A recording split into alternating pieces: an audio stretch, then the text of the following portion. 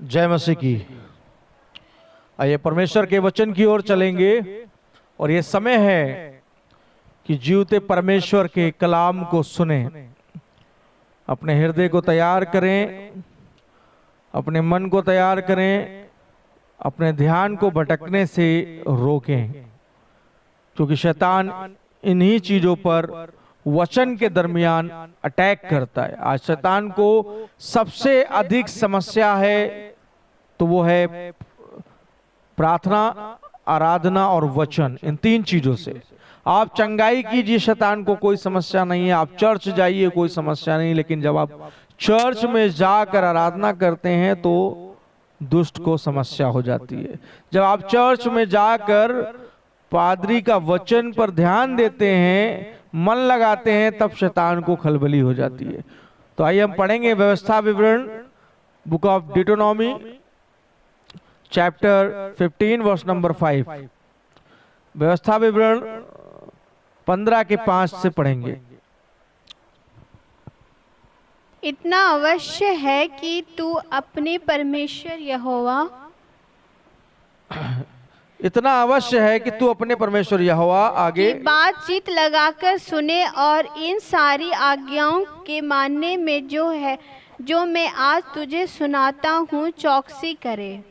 कलाम में लिखा हुआ है कि इतना अवश्य है। प्रभु कह रहा है सब कुछ ठीक है, तुम जो भी कर रहे हो, जो अब नहीं कर रहे हो वो भी ठीक है, लेकिन इतना ध्यान रखना कि तुम अपने परमेश्वर यहोवा की बात, मतलब बाइबल, परमेश्वर की बात कहाँ है? बाइबल में है, परमेश्वर के वचन में है, जो 40 लेखकों द्वारा लिखी गई।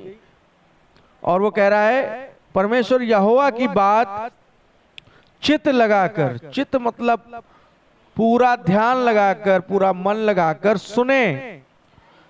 पुराने नियम में लिखा सुने। अब सुनने की बात जब आती है तो रोमियो 10:17 याद आता है, जहां पे लिखा हुआ है विश्वास सुनने से और सुनना मसीह के वचन से होता है। अतः विश्वास सुनने से और सुनना मसीह के वचन से होता है। रोमियो की किताब 10 अध्याय 17 पद में संत पौलुस ने कुछ इस तरह से लिखा है। तो जब आप सुनेंगे परमेश्वर का वचन, तभी आपको विश्वास होगा, और आप यदि चित्त लगाकर सुनेंगे तो उसकी आशीष बड़ी ही अद्भुत है। आगे देखेंगे क्या लिखा हुआ है इसी पद में आगे। तब तेरा परमेश्वर यहोवा अपने वचन के अनुसार तुझे आशीष देगा। तब तेरा परमेश्वर यहोवा, कब? जब आप परमेश्वर के वचन को चित्त लगाकर सुनेंगे। और एक वचन और मैं आपके लिए बोलना चाहता हूं। प्रकाशित वाक्य 1 अध्याय 7 पद में लिखा, धन्य है वे जो इस भविष्यवाणी की पुस्तक यानी कि बाइबल को पढ़ते हैं, और धन्य वे हैं, आगे लिखा हुआ है, जो सुनते हैं, और आगे लिखा हुआ धन्य वे हैं जो इनमें लिखी हुई बातों को अपने जीवन में अमल करते हैं। क्योंकि खुदा को पता है बहुत से सिर्फ सुनने ही वाले हैं, वचन पर चलने वाले नहीं है। जैसा याकूब 1:22 में लिखा है कि तुम वचन के सुनने वाले नहीं वरन वचन पर चलने वाले बनो।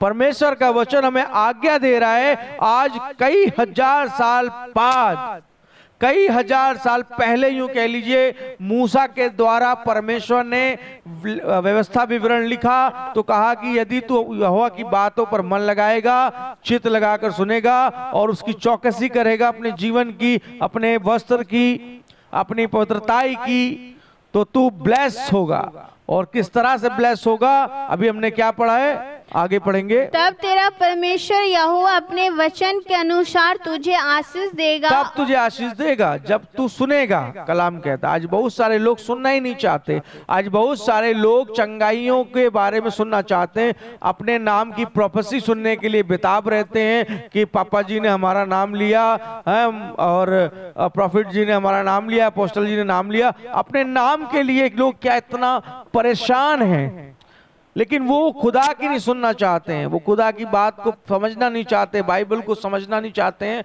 इस कारण क्या खुदा कहता है कि वो श्राप में पड़े हुए हैं और कहते हैं कि हम तो 10 साल से मसीह, हम तो 20 साल से मसीह हैं पादी साहब, लेकिन हम गरीब हैं पादी साहब, हम बहुत परेशान हैं। अपने मुंह से वो अंगीकार करते हैं और लगातार अपनी परेशानियों को लोगों को बता बता के परेशानियों को इन्विटेशन देते हैं। और लेकिन कलाम कहता है यदि तू सुनेगा तो सुनने के कारण तुझे आशीष जरूर मिलेगी। और कौन कौन सी आशीष मिलेगी, इस कलाम में आप ध्यान धर के सुनिए आगे। और तू बड़ा जातियों को उद्धार देगा, परंतु तुझे उद्धार लेना ना पड़ेगा। तू बड़ी बड़ी जातियों को उधार देगा, तुझे उधार लेना नहीं पड़ेगा। आज मसीह हैं लेकिन हम कर्जा ले रहे हैं। कैसे मसीह हैं आप? कई पादरी भी कर्जा लेकर के अपना काम चलाते हैं, बोलते हैं हमने 2% में ब्याज पे पैसा लिया है, हमने 3% पे लिया है। खुदा का शुक्र है कि हमें लेना नहीं पड़ा और ना कभी लेना पड़े, प्रभु प्रार्थना करते हैं। लेकिन बहुत सारे लोग क्या कर रहे हैं, उधार लेकर के, हो सकता है वो झूठ भी बोल रहे हो कि हमने उधार लेकर के ऐसा किया, उधार लेकर के वैसा किया। लेकिन खुदा ने तो कलाम में नहीं कहा है कि तुम उधार लोगे। खुदा का काम है, खुदा स्वयं करेगा, खुदा प्रबंध करेगा। लेकिन आप महाजनों से पैसा लेकर उधार क्यों खुदा की सेवा कर रहे हैं? आगे लिखा तू उधार नहीं लेगा, तू लोगों को उधार देगा। तू देने वाला खुदा तुझे बनाएगा, लेने वाला नहीं बनाएगा। खुदा तुझे पूंछ नहीं बनाएगा, खुदा तुझे सिर बनाएगा। आमीन आमीन। आगे पढ़ेंगे। और तू बहुत जातियों पर प्रभुता करेगा, और तू बहुत सारे लोगों को अपने अंडर में रखेगा। तू किसी के अंडर में नहीं होगा, तू बहुत सारे लोगों को लेकर लीड करेगा, तू प्रभुता करेगा, तू राज्य करेगा। ना कि लोग तेरे ऊपर राज्य करेंगे, ना कि लोग तेरे ऊपर चढ़ाई करें। मेरे प्रियो, खुदा कहता है मैं तुम्हें राज्य करने वाला बनाऊंगा, मैं तुम्हें आशीष देने वाला बनाऊंगा। लिखा लेने से देना धन्य है। नए नियम में लिखा है लेने से देना धन्य है। तो खुदा हमें देने वाला बनाता है। खुदा हमें घर घर जाके, एक पादरी साहब है, मांगते रहते हैं। अभी एक्सीडेंट का बहाना किया, हमने उन्हें 10,000 रुपए भेजे, हमने 10,000 रुपए की मदद कराई।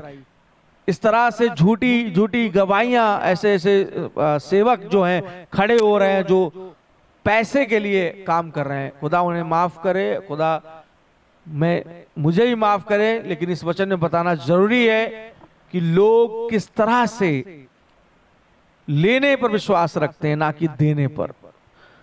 जब आप देंगे, जब आप हाथों को बढ़ाएंगे, जब आप खुदा के दास के पास छूछे हाथ नहीं जाएंगे।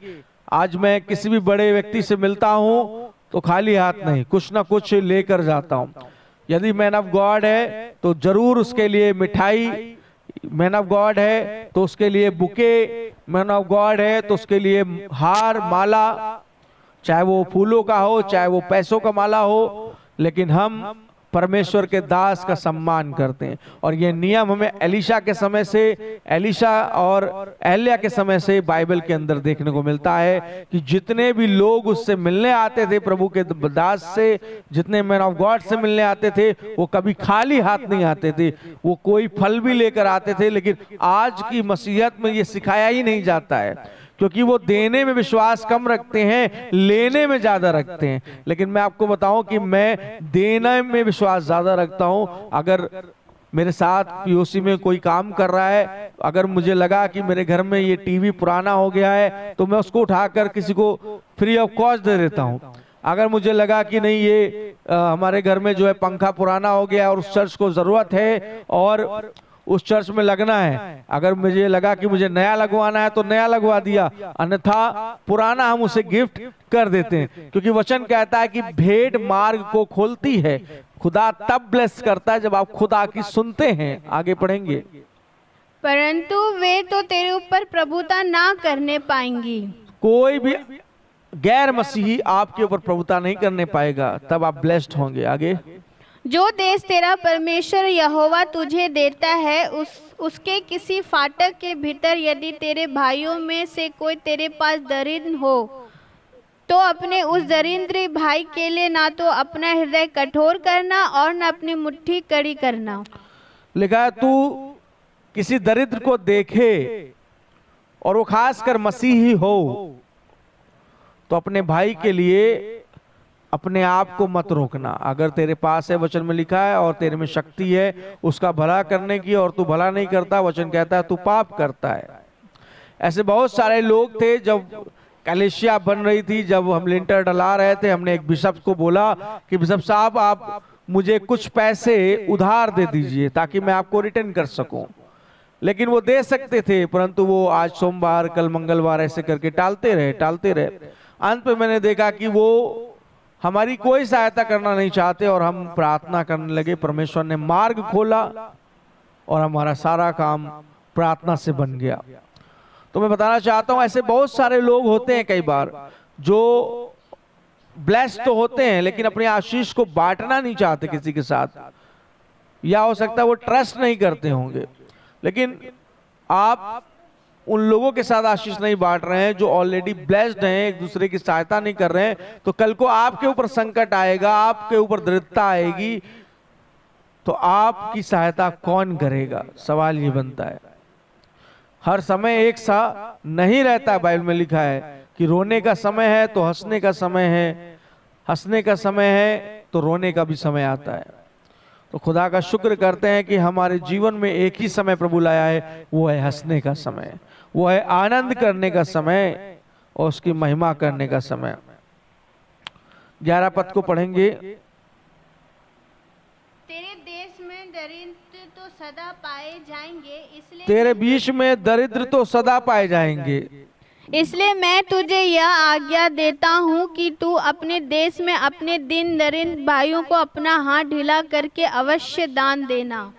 दान देना, परमेश्वर की व्यवस्था में दान देना सर्वप्रथम है। जरूरी नहीं है कि एक बिशप है और वो ऑलरेडी ब्लेस्ड है, ऑलरेडी उसकी बड़ी मिनिस्ट्री है और परमेश्वर उसे खिला रहा है, परमेश्वर उसे चला रहा है, तो आप उसे नहीं देंगे और आप ये बोलकर टाल देंगे, अरे उनकी तो बहुत बड़ी सेवकाई है, हमें उन्हें क्या देना चाहिए। बिल्कुल नहीं। आप बो रहे हैं, आप प्रार्थना करें। अगर आप देने वाले नहीं हैं, आप दुआ करें, परमेश्वर मुझे देने वाला बना। परमेश्वर मैं तेरे वचन को सुनकर तेरे वचन के पीछे चलना चाहता हूं। प्रार्थना करें। देखिए परमेश्वर आपको यूं बदल देगा। देखिए परमेश्वर आपके जीवन में बड़ी बरकतों को भेजेगा जब आप देना सीख जाएंगे, जब आप परमेश्वर को अपना समय देंगे, अपना दसवांश देंगे, अपना भेंट देंगे, प्रभु के दासों की इज्जत करना सीखेंगे, प्रभु के दासों के द्वारा जो वचन आप सुन रहे हैं उसको अमल करेंगे। अगर आप बलवा करेंगे तो आप, बाइबल में बहुत सारे लोग हैं जिन्होंने बलवा किया। साउल उदाहरण था जिसे परमेश्वर ने राजा बनाया था। तो घमंड ना करें कि आप बिशप हैं, पादरी हैं, सेवक हैं। अगर आप वचन का बलवा करते हैं, वचन की और आज्ञा निकारता करते हैं, वचन सुनकर अनसुना करते हैं, तो आप ट्रबल में पड़ने जा रहे हैं, आप समस्या में पड़ेंगे। लेकिन जब आप वचन को सुनते हैं और आप विचार करते हैं कि नहीं मुझे ये करना है, और ये जानकर आप करते हैं कि नहीं ये प्रभु का काम है और प्रभु के काम के लिए मुझे बोना है। आज बहुत सारे पास्टर सिर्फ दसवांश लेना जानते हैं, मैंने उनके जीवनों को देखा, लेकिन उनके ऊपर कौन है वो इस बात को भूल जाते हैं। वो अपने ऊपर के अगुवों को दसवांश कभी नहीं देते हैं, वरन उनसे सहायता और हेल्प की आशा रखते हैं। एक लालच उनके मनों में रहता है और बाइबल कहती है कि लालच मूर्ति पूजा के बराबर है। बेशक आप अन्य जातियों में से आए, गैर मसीह में से आए, आपने मूर्ति पूजा छोड़ दी, आपने बुत प्रस्ती छोड़ दी, लेकिन यदि आपके मन में लालच है तो वचन कहता है कि वो लालच मूर्ति पूजा के बराबर है। आप ये नहीं कह सकते कि मैंने आइडोल्ट्री छोड़ दी, मैंने मूर्ति पूजा छोड़ दी, आइडल को नहीं मानता। लेकिन आप यदि किसी वस्तु का लालच, किसी की मिनिस्ट्री का लालच, किसी के विश्वासियों का लालच, किसी के म्यूजिक सिस्टम का लालच, किसी के कैमरे का लालच, किसी के डिवाइस का लालच या किसी के घर का लालच करते हैं, तो आप मूर्ति पूजा अभी भी कर रहे हैं। और लिखा कोई भी मूर्ति पूजक स्वर्ग के राज में प्रवेश नहीं करेगा। परमेश्वर किसी भी मूर्ति पूजक को जगह नहीं देगा कि वो उसके स्वर्ग राज में एंट्री करें। इस शरीर में आप 50, 60, 70 साल जिंदा रहेंगे, लेकिन आपकी आत्मा अनंत काल तक इसी तरह भटकेगी, क्योंकि आपने परमेश्वर के वचन का अनादर किया। आपने उसके वचन को नहीं माना। और उस दिन प्रभु यीशु मसीह खुलकर कह देगा कि हे कुकर्मी, मैं तुझे नहीं जानता। मत्ती 7 अध्याय 21 पद में साफ लिखा हुआ है कि हे प्रभु कहने वाले स्वर्ग के राज में नहीं जाएंगे। लूका 6 के 46 में लिखा है कि जब तुम मेरा कहना नहीं मानते तो क्यों मुझे हे प्रभु कहते हो। मेरे प्रियो, आज बहुत सारे मसीह लोग अपने आप को धोखा दे रहे हैं। आज बहुत सारे लोग अपने जीवन को बर्बाद कर रहे हैं। आज बहुत सारे लोग वचन को समझना नहीं चाहते। मैं कह रहा हूं कि आज बहुत सारे लोग ऐसे हैं जो आशीष तो पाना चाहते हैं लेकिन खुदा के लिए कुछ करना नहीं चाहते। घर में बैठकर हालेलुया और ढपली और 4 गीत गाकर समाज में निकलना नहीं चाहते। मैं कह रहा हूं, मेरे चर्च में एक ऐसा व्यक्ति था, कानपुर चर्च में, कि वो बाहर निकलकर गॉस्पेल सुनाने के लिए बहुत सारे बहाने बनाता था और वो आज भी वैसा का वैसा ही रखा है और खुदा ने मुझे ऊंचाइयों पर पहुंचा दिया। वो जब भी प्रार्थना की बात होती वो मौसम की खराबी बताने लगता, जब भी प्रार्थना की बात होती वो गाड़ी की खराबी बताने लगता, जब भी कुछ होता वो फोन से बहाने बनाने लगता, क्योंकि सुसमाचार सुनाने के लिए, परमेश्वर के काम के लिए वो बहानेबाजी करता था। मेरे प्रियो, हमारा जीवन ऐसा ना हो कि हम पाना तो बहुत कुछ चाहते हैं मसीह में आके, कि हमारी शादी हो जाए, हमारी नौकरी लग जाए, हम ब्लेस्ड हो जाएं, हम अशांति से भरे हैं, शराब और नशे का जीवन है, हम टेंशन में लगातार every day, every morning, every evening हम पब में बैठे हैं और कंटिन्यू स्मोकिंग, कंटिन्यू ड्रिंकिंग और आपके जीवन में कोई शांति नहीं है। आप फिर भी बस एक ही आशा रखें कि जितनी जल्दी हो जाए हमें चर्च से हमारा मतलब पूरा हो जाए और हम यहाँ से भागे। कुछ इस तरह के लोग भी आज कलीसिया के अंदर आ रहे हैं जो अपना मतलब लेकर आते हैं, लेकिन खुदा उनके हृदय को जानता है कि इनका मतलब पूरा होगा तो ये भागेंगे, क्योंकि इनका फेथ, इनका विश्वास आज परमेश्वर के वचन पर नहीं है, परमेश्वर के दास पर नहीं है। इनका विश्वास इनके अपने खुद के स्वार्थ में है। इतने भी स्वार्थी ना बने। वचन कहता है जैसा यीशु का स्वभाव था वैसा तुम्हारा भी हो। जैसा यीशु मसीह दूसरों के हित के बारे में सोचता था, लिखा है तुम भी दूसरों के हित के लिए सोचो, अपने ही हित के लिए नहीं वरन दूसरों के हित के लिए सोचो। फिलिपियों की किताब 2 अध्याय वचन 3 और 4, 5 में लिखा हुआ है इस तरह से।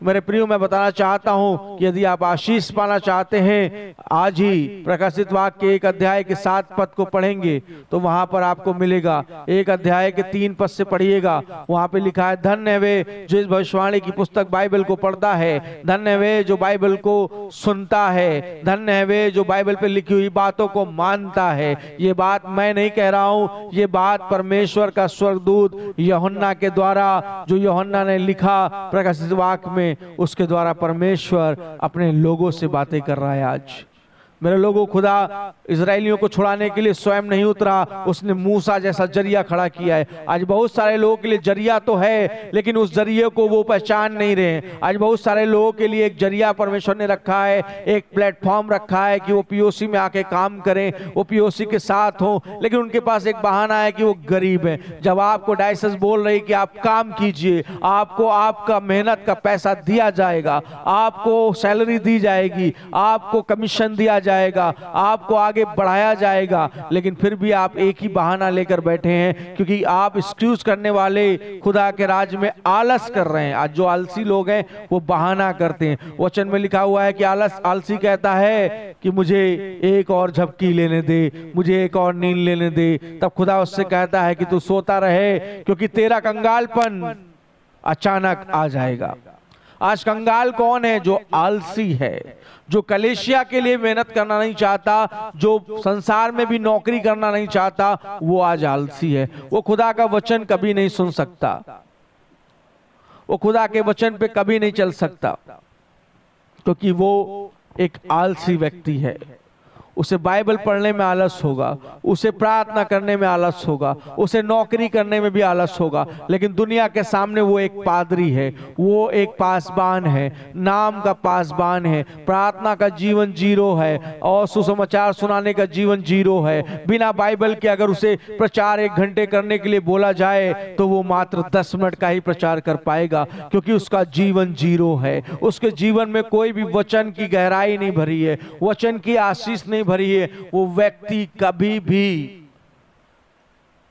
बिना बाइबल खोले प्रचार नहीं कर सकता। जिसने वचन में मेहनत किया है वो वचन को समझता है, जिसने वचन को मेहनत के साथ बढ़ाया है वो बिना बाइबल के 8-8 घंटे बोल सकता है।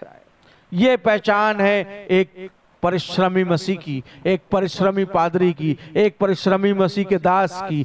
लेकिन आज बहुत सारे लोग शनिवार की रात में नोट्स बनाते हैं। मैंने देखा, मेरे साथ एक सेवक था, मैं नाम नहीं लूंगा, वो प्रत्येक शनिवार को जब हम आउटरीच पे रहते थे, जब हम बाहर रहते थे मीटिंगों में, वो अपने चर्च के लिए शनिवार को नोट्स बनाता था। तो मुझे उसे देखकर बड़ी हंसी आती थी कि देखो, खुदा के वचन के लिए भी इन्हें नोट्स बनाना पड़ रहा है। ये परमेश्वर की आत्मा का प्रचार नहीं है, ये आपकी अपनी स्वयं की डिसाइड की हुई इच्छा का प्रचार है। जब आप आत्मा की सुनेंगे, आत्मा आपको प्रचार देगा, आत्मा आपके अंदर बोलेगा। यीशु मसीह ने कहा, बोलने वाले तुम नहीं वरन मेरा आत्मा तुम में बोलेगा। हालेलुया। मैं आशा करता हूं कि आप सब आशीषित हुए होंगे। मैं आशा करता हूं आप सब सुनने के बारे में, भेंट के बारे में और परमेश्वर के दासों से कैसे मिलना है, इन सब तमाम चीजों के बारे में आप जान गए होंगे। मैं देख रहा हूं आज बहुत सारे लोग कलीसिया तो चला रहे हैं, लेकिन कलीसिया का, चर्च का सी भी नहीं पता है उन्हें। चर्च का, मैं कह रहा हूं, सी भी नहीं पता है उन्हें। चर्च की हिस्ट्री भी नहीं पता है उन्हें। बाइबल का बी भी नहीं पता है उन्हें, लेकिन चर्च चला रहे हैं। कॉलिंग उनके अंदर नहीं है, जबरदस्ती सेवकाई को घसीट रहे हैं और सेवकाई फलवंत भी नहीं हो रही है। सेवकाई वही 10 लोग आ रहे हैं, वही 20 लोग आ रहे हैं और वो मेहनत कर रहे हैं बहुत समय से। क्यों? क्योंकि लोग तो आते हैं, लेकिन लोग आपका, पादरी का जीवन देख के, पासबान का स्वभाव देख के वापस लौट जाते हैं। ऐसा क्यों है? एक व्यक्ति उत्तराखंड में है, उसकी कलीसिया बढ़ी और एकदम से घटने लग गई। What is reason? अभी वो कभी राजस्थान तो कभी झारखंड तो कभी इधर कभी उधर घूम रहा है। खुद की कलीसिया स्ट्रांग नहीं कर रहे हैं, क्योंकि जब आप खुदा की सुनेंगे, खुदा आपको सही मार्ग बताएगा। जब आप अपने मन की सुनेंगे, आप भटकेंगे यहां वहां, यहां वहां। जिस तरह सिमसोन भटकता रहा, कभी दलीला के पीछे, कभी फिलिस्तीनियों के पीछे, कभी इधर कभी उधर, कभी वो नाले में घूम रहा है। अंत में क्या हुआ? सिमसोन कैदी हो गया, क्योंकि उसने अपने मन की सुनी, उसने परमेश्वर की आत्मा की नहीं सुनी, जो कि परमेश्वर का आत्मा उसको दिया गया था। परमेश्वर ने कहा था कि ये नाजीर है, ये नासिर है, ये मेरे द्वारा ये ब्लेस किया हुआ है, इसमें वो ताकत है, कुव्वत है। परमेश्वर का आत्मा उसके ऊपर बल से उतरता था और वो जंजीरों के, रस्सियों के टुकड़े टुकड़े कर डालता था। परमेश्वर का आत्मा, मैं कह रहा हूं, उसके ऊपर था, फिर भी उसने आत्मा की आवाज को कभी सुना ही नहीं। लेकिन अंत में उसने आत्मा की आवाज को सुना, जब उसकी दोनों आंखें फोड़ दी गई और फलस्तीनियों का एक बड़ा समारोह रखा गया और उसे 2 पिलर के बीच में बांध दिया गया। तब उसने आत्मा की आवाज को सुना, उसके अंदर पश्चाताप आया। क्योंकि मैं कह रहा हूं कि वचन में लिखा हुआ है, जब पवित्र आत्मा आता है तब आपके जीवन में पश्चाताप जरूर आता है, और जब पश्चाताप आता है तब या तो आप जीते हैं खुदा में, या तो आप मर जाते हैं खुदा में। और वैसा ही सिमसोन के साथ हुआ। जब पवित्र आत्मा उसके ऊपर आया, वो फिर से वो बल पाया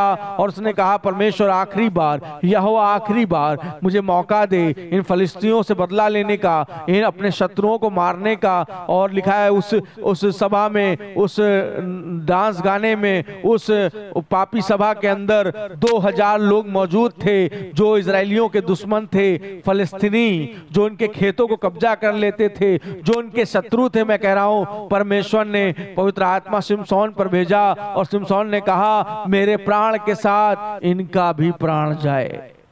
उसने डिक्लेयर किया और उसने जोर से अपने हाथों को झटका और वचन कहता है कि वो एक पिलर नहीं, दोनों पिलर उखड़ गए और पूरी छत गिर गई और उनमें दबकर पूरे 2000 लोग मर गए।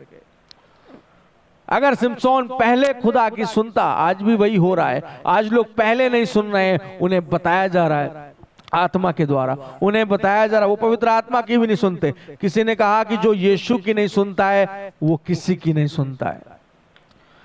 शैतान ने यीशु मसीह की कभी नहीं सुनी, परमेश्वर की कभी नहीं सुनी। परमेश्वर ने उसके लिए एक जगह ठहरा दी, उसे दोषी करार दे दिया, उसके मन के अनुसार भटकने वाला करार कर दिया और उसे अनंत काल के लिए अलग कर दिया अपने से।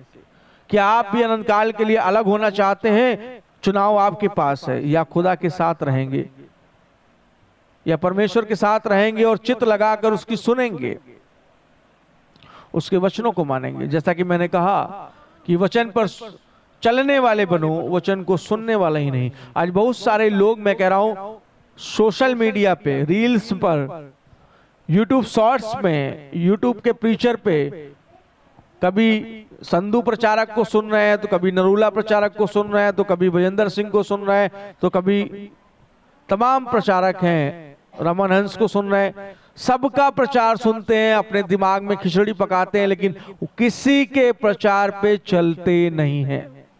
मैं कह रहा हूं, शैतान यही चाहता है, आप अपने दिमाग के अंदर खिचड़ी पकाइए। हम किचन में जाते हैं, हम दाल भी डालते हैं भगोने में, हम चावल भी डालते हैं, आलू भी डालते हैं, गाजर भी डालते हैं, टमाटर भी डालते हैं और सीटी बंद करके खिचड़ी पका देते हैं।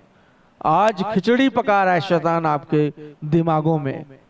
आप कंफ्यूज हैं, आप अपना समय सोशल मीडिया पे खराब कर रहे हैं, आपको शैतान तसल्ली दे रहा है और आपको लग रहा है कि मैं तो परमेश्वर के दास का वचन सुन रहा हूं, लेकिन आप एक बहुत बड़े वहम में हैं, आप एक बहुत बड़े असमंजस में हैं। मेरे भाई, मेरी बहन, यदि आप वचन को सुन रहे हैं तो आज ही तौबा करें और कहें, मेरे परमेश्वर मुझे एक राइट प्रचारक दे।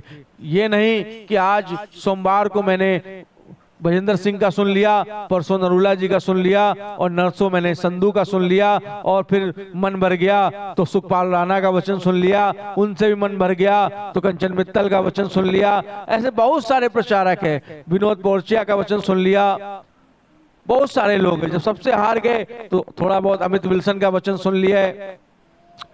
भटक रहे हैं सिमसोन की तरह, मैं कह रहा हूं।